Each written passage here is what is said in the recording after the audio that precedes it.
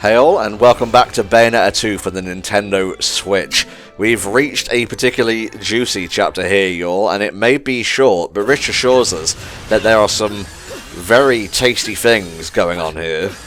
This is easily one of my favourite chapters in the game, and it's also, one of the best for Halo farming, because we get to have the Umbran fighting armour. Hell yeah. We briefly experienced this in the prologue, in that sort of pre-prologue bit. But yeah, these things are glorious. They're kind of ultra strong, you can do dashing, there's just lots of firing at enemies. I believe it's if you throw on Gaze of Despair, which makes all enemies enraged. And there's another accessory that you can attach as well. And basically just go punch, punch, punch through everything and make sure that you dodge effectively. Like, you can make so many Halos on this chapter alone. And because it's so short, you can also just repeat it really quickly. And it's incredible. And the only better Halo farming method is doing the hardest challenge version of a fight in Tag Climax mode, which is based on the boss at the end of this chapter. And it's just so much fun. So would you say this came as a surprise to you that witches are using something mechanical instead of like just magic and whatnot? No, I was just like, I am here for this. This is amazing. I love it. Give me more, please. Because this is the only chapter where it happens. But I'm just like, I am in love with this. This is ridiculous. And right up my street. So goddamn kinships. Yep. Never liked these guys in the first game. I mean, at least this time round, I can actually just destroy them in seconds, but it's still very much just like, you just picked damage at me, I was doing so well. Well, they don't care about your scoring a video, mate. They're trying to win a war here.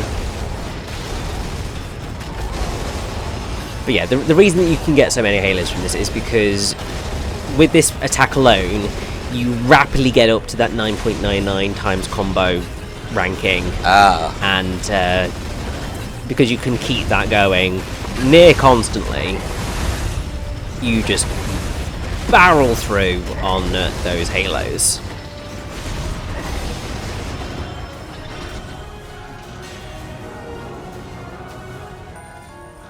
Could have done better in the damage department there, mate.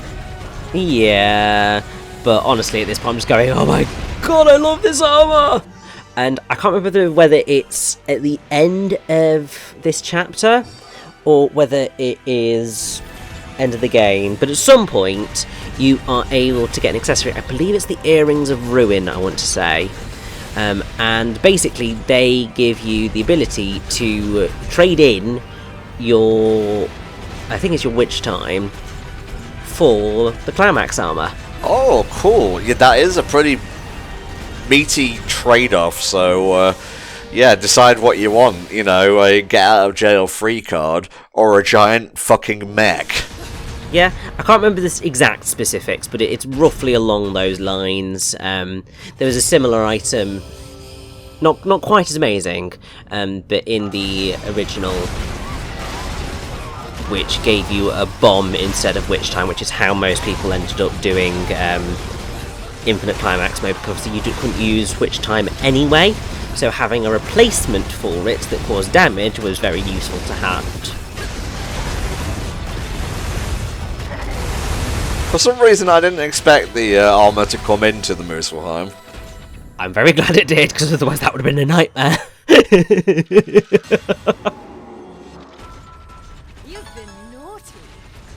We can keep that line in. It's the dreadful one that hurts Rich's feelings. Yeah, it can have "you've been naughty." You can also have, if you want to learn how to talk to a lady, ask your mum. Iconic. Absolutely iconic.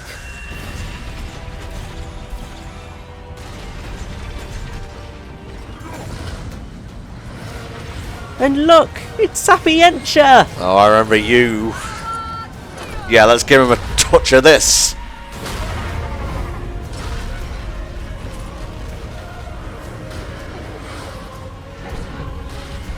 So, yes, now we have to get to the end of this bridge. I can't remember if there's exactly a time limit on this, but you, I believe, don't technically need to kill all these guys to get to the end of the verse. Right. I mean, they're just there for you to get your score up, really, so why not take advantage? Well, basically, yes.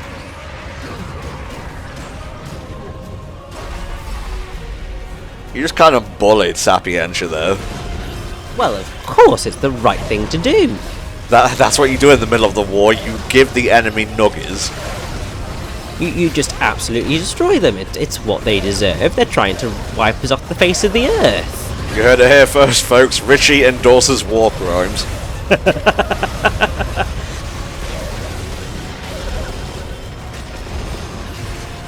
There you go. End of bridge. No problem. Except for a gold medal, and you could have done better. But besides that, no problem. Yeah, I mean... I'm pretty sure it ends up being a platinum in the end anyway, so...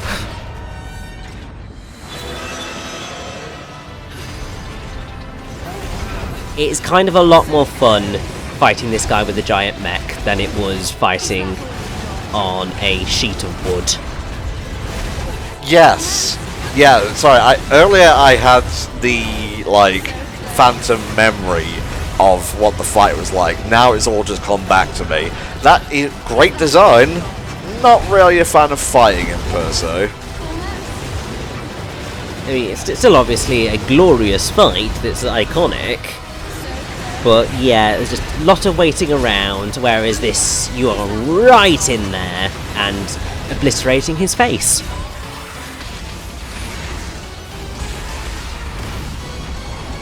Alright, what sick thing are you gonna do with this witchy armor? Well, obviously, first things first, we're gonna toss him into the air.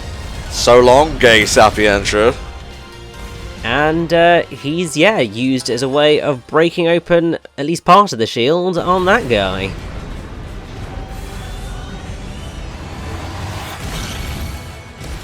Did we just trigger that thing? Sort of.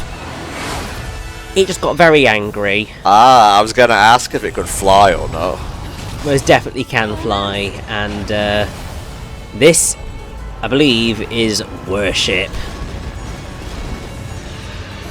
So close. Hilarious, 'cause obviously warship. Oh, I get it, yeah. But yeah, this is the fight that you can basically use during Tag Climax to do the best farming method in the game. So close. You've just got to just basically do what I'm doing and don't let that combo end.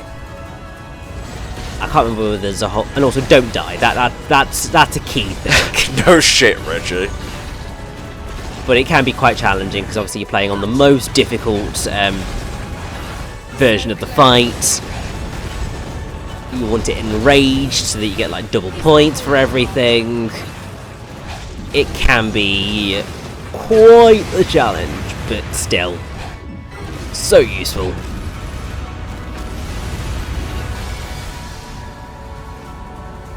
Oh, there it is. This reminds me of a gummy ship mission in Kingdom Hearts 2.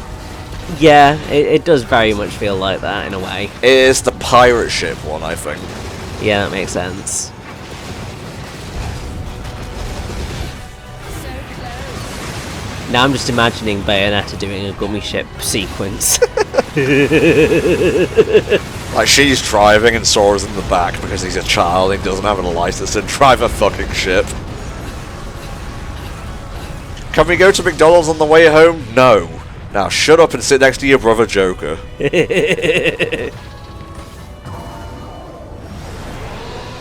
And look! Earstish is back. Oh, I remember you too. You were slightly better. Yeah, he's not... He's a lot easier than the last time we faced him, because you basically are only facing the one head this time round.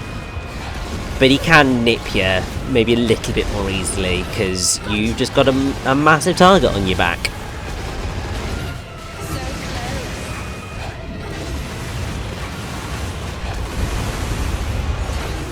So where's Rosa during this particular moment in time?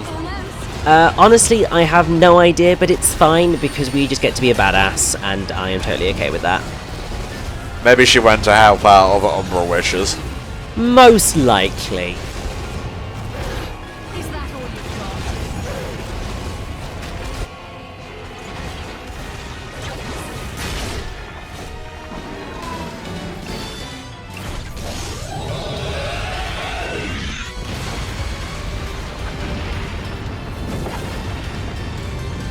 You really just set that beautiful machine to self-destruct to take it out.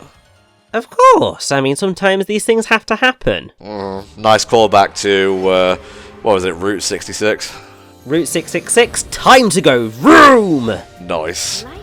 Yeah, that was a pretty hype chapter. I can see why you like it so much. So much fun! Alright guys, we'll see you next time for the penultimate chapter of Bayonetta 2. See you then.